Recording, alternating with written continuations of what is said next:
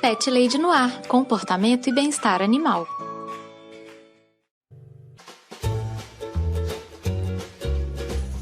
Olá, Pet Lovers! Aqui é Carol Barros e você está ouvindo Pet Lady no ar, seu espaço para falar de comportamento e bem-estar animal. Se você tiver alguma dúvida sobre o seu cão ou seu gatinho, entre em contato comigo. Mande um e-mail para carolina@thepetlady.com.br ou me encontre no Twitter e no Instagram com o nome de ThePetLadyBH. Vamos conversar! Antes de começar o programa de hoje, eu quero fazer a divulgação de um evento bem legal que vai rolar no Rio de Janeiro no dia 16 de novembro. Vai ser o Encontro Carioca de Podcast, chamado Essa Parada. Ouçam a vinheta para saber mais.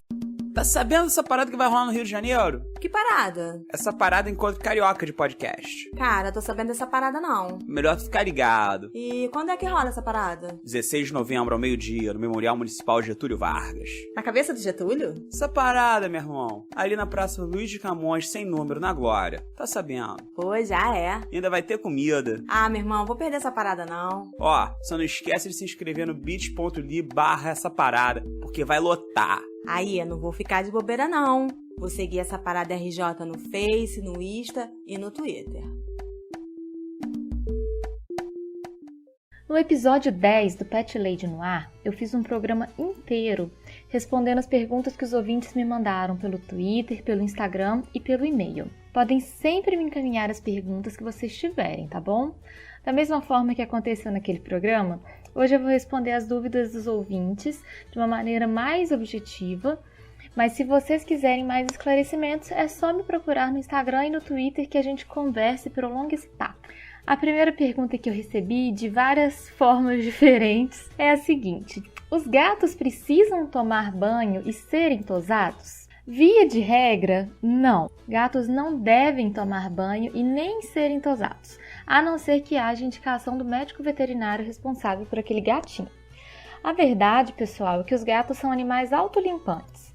Eles passam aí pelo menos 1/3 do dia deles se lambendo. Eles fazem isso não só porque eles são animais extremamente higiênicos, mas também para assentar os pelos no corpo, né, que funcionam como um poderoso isolante térmico para eles. E justamente por causa disso, a gente também não deve tosar os gatos, nem no verão. Os pelos ajudam a manter a temperatura ideal do corpo do gatinho. A exceção fica no caso dos gatos que têm a pelagem muito longa, como os persas, por exemplo, que muitas vezes ficam com os pelos extremamente embolados, com nós, e aí fica difícil para escovar esse gato sem machucá-lo, né? Nesse caso, vou até deixar a dica aí de novo para escovar os pets com frequência. E nesse caso, eles podem precisar até fazer uma tosa higiênica, que é aquela tosa que diminui os pelos na região genital e no ânus também do animal. Outra situação é quando o gatinho está com algum problema de pele, como uma infestação de fungos, por exemplo. E o médico veterinário recomenda que o animal seja tosado para que um tratamento seja feito, um tratamento tópico. Se o seu gatinho ele tem acesso a jardins e a quintais, como acontece aqui na minha casa, que os meus gatinhos eles têm acesso aos jardins, eles gostam de brincar e tudo, e você quer garantir que ele esteja sempre limpinho para conviver com a família, a minha dica aqui é muito simples.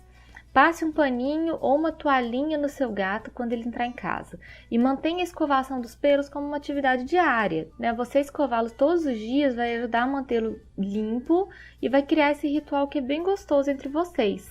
Um momento de relaxamento, você pode fazer isso, por exemplo, sempre na hora de dormir. Já vai criar essa rotina que é bem legal com o seu gatinho. E uma outra questão que eu queria pontuar também é em relação a cheiros. Os gatos, eles têm um olfato muito sensível em relação a cheiros. Então, se você dá banho no seu gato e coloca aí um perfume, coloca um shampoo muito perfumado, muito cheiroso, isso é um incômodo para o gato. O gato, ele tenta se manter o tempo inteiro sem cheiros.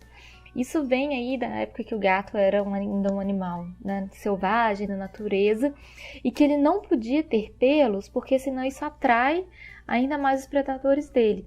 Então ele se lambia para tirar ali a sujeira do dia, né, da caça, o sangue da caça, e para se manter totalmente limpo, sem nenhum cheiro que atraísse mais ainda os predadores. Então, via de regra, seu gato não precisa tomar banho e não precisa ser tosado, a não ser que o médico veterinário recomende por algum motivo, tá bom?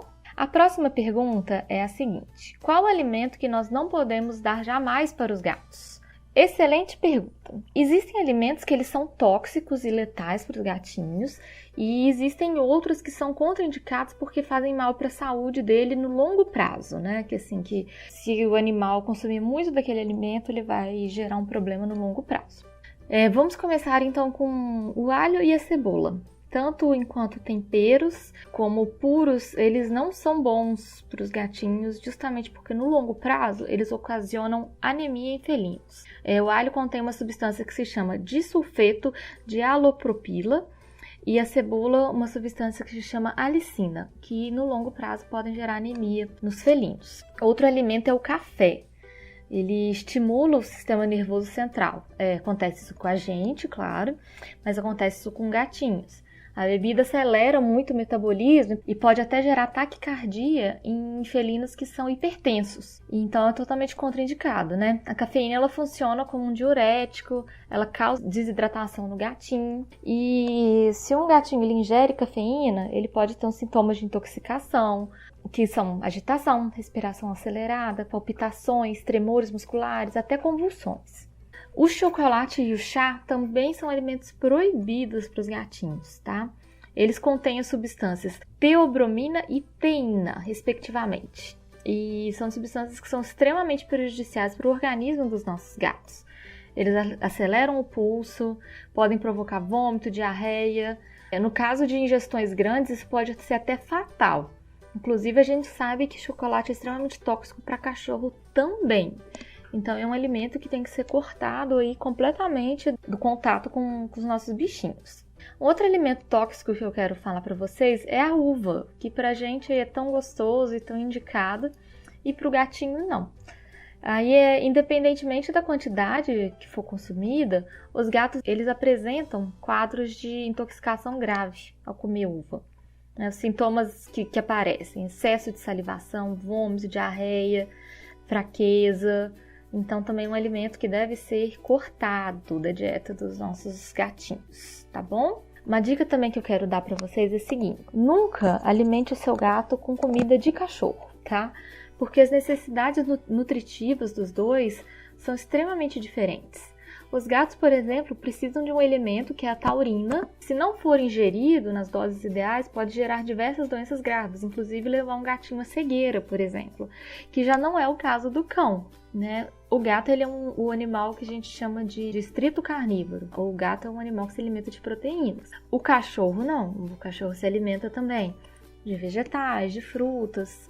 Então, é muito importante a gente respeitar essas diferenças. Outra questão também que me perguntam muito é sobre carne, se a gente pode dar carne para o gato. Como eu falei com vocês, o gato ele é um animal estritamente carnívoro, então ele pode sim comer carne. Mas como que a gente deve oferecer essa carne para o gato? Primeiro, que tem que ser uma carne magra, né, sem gordura, sem tempero, sem óleo, cozida na água mesmo, ou uma carne assada, mas que seja totalmente sem tempero e sem óleo. Ou se você quer dar a carne crua, essa carne ela tem que permanecer congelada pelo menos por 3 dias, para a gente ter certeza que ela não está com nenhuma bactéria, que ela não tá infectada com nada, tá bom? Ou a carne cozida sem tempero, ou a carne crua, mas congelada. Sobre a alimentação dos gatinhos, é isso que eu tenho que falar. Acho que se surgirem mais dúvidas, aí é legal também conversar com um médico veterinário que vai poder te orientar melhor em relação a isso. A terceira pergunta que eu recebi é uma pergunta muito interessante, que é a seguinte: Carol, você tem dicas para lidar com um gato bully? Eu acho que o primeiro aqui é super importante a gente explicar o que é um gato bully. É aquele gato que persegue, que bate, que encurrala, assusta um outro gato. É como se fosse um bully numa escola que persegue outras crianças mais fracas. Em casas que tem múltiplos gatos, e aí, gente, múltiplo é a partir de 2 já é considerado múltiplo. É muito comum que um deles se torne um bully. E por que isso acontece? É por uma questão que eu já comentei aqui em outros programas antes também. Os gatos, eles são territorialistas e eles são obcecados pelo controle do espaço onde eles vivem. Se um gato divide o território dele com outros gatos, é muito possível que ele se sinta ameaçado em algum momento. Então ele vai partir para cima desse outro gato que está ameaçando o território dele. A minha experiência, né, no trabalho com comportamento de cães e gatos e até com os meus próprios gatos, me ensinou o seguinte, gente. O enriquecimento ambiental ajuda a solucionar muitos problemas comportamentais. A verdade é que se o gato ele tem recursos suficientes, é menos provável que ele entre em disputa com outro gato. Mas, Carol, o que são recursos? Você me pergunta, né? E eu te explico, jovem padawan.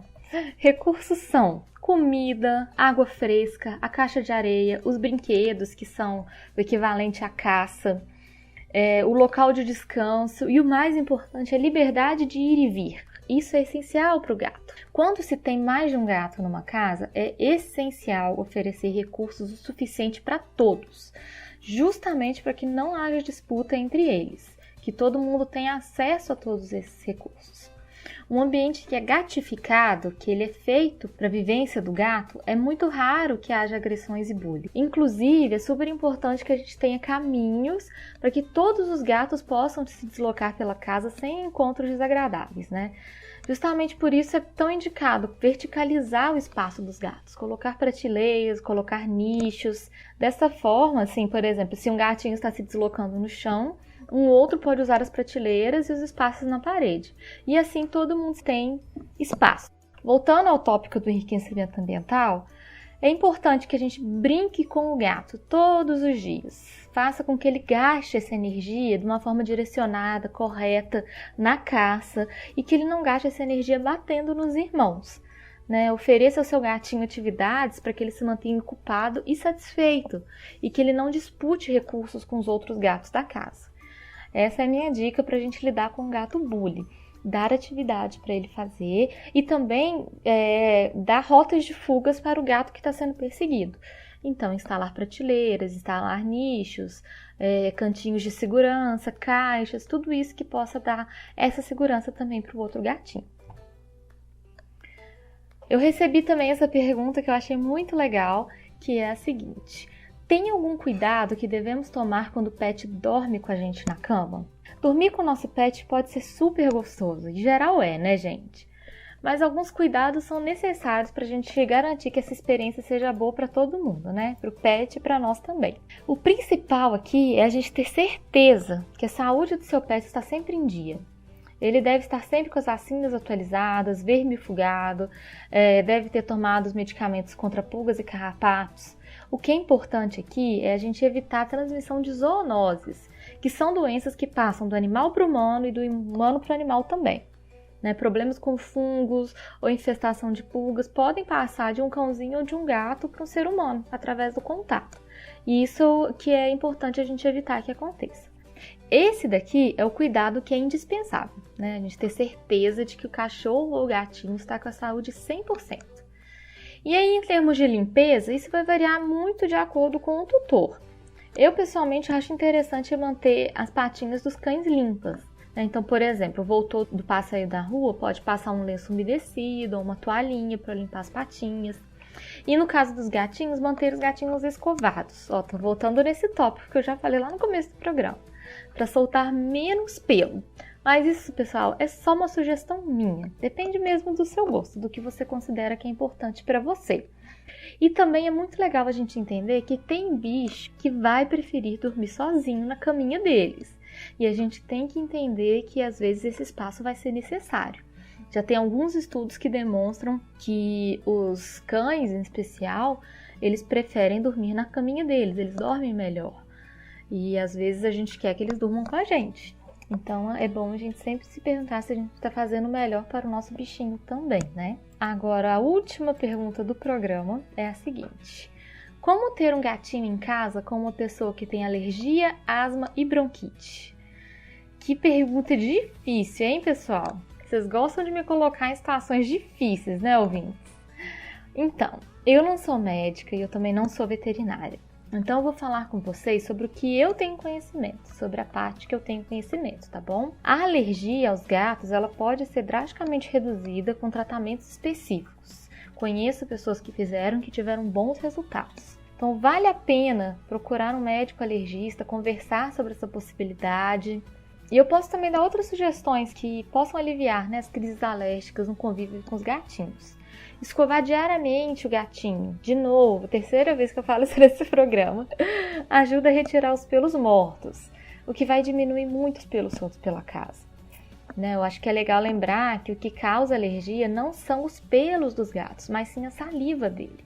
O problema é que os gatos se lambem constantemente, como eu falei com vocês lá no começo do episódio também. Então os pelos mortos ficam cheios de saliva, Outra sugestão é escolher um ou mais cômodos da sua casa, onde a entrada do gatinho não seja permitida. E um exemplo, não permitir que o gato entre no quarto onde a pessoa alérgica dorme. Isso vai reduzir muito a possibilidade de uma crise. E por fim, existem no mercado purificadores de ar que ajudam muito a diminuir esses pelos invisíveis que ficam espalhados pelo ar na casa. Eu acho que é uma boa ideia também investir num produto desses, para reduzir as alergias. Então, por hoje é só, Pet Lovers. O objetivo do programa de hoje foi tirar algumas dúvidas dos ouvintes. Mas lembre-se, sempre que surgir alguma dúvida sobre o comportamento de seus animais, entre em contato comigo. Eu vou adorar receber a sua mensagem. É só mandar um e-mail para carolina@thepetlady.com.br ou me encontrar no Instagram e no Twitter com o nome de ThePetLadyBH. Vamos expandir esse papo, vamos continuar essa conversa, pessoal. Beijos!